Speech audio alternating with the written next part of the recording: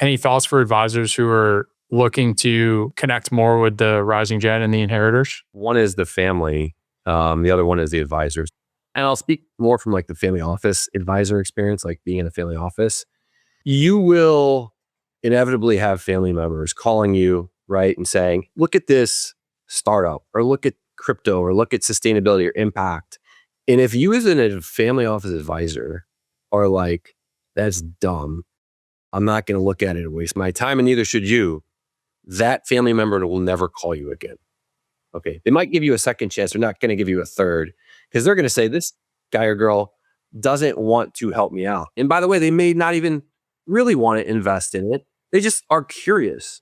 So if you're looking at capital as a tool, you can't say you can't use the tool. The family side of things, specifically the wealth creator, they built something brick by brick most of the time. So they're standing on top of the mountain, or standing on top of, brick house. And they're like, I understand everything about this.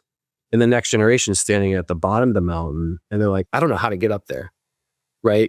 And it's like, well, you got to take the first step. There's a lot of fear with wealth creators, is like, am I going to corrupt the next generation?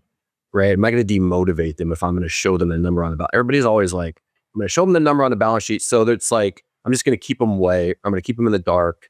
Or the opposite is not the opposite, but it's like, I'm going to create this golden handcuff structure where they can't make a mistake.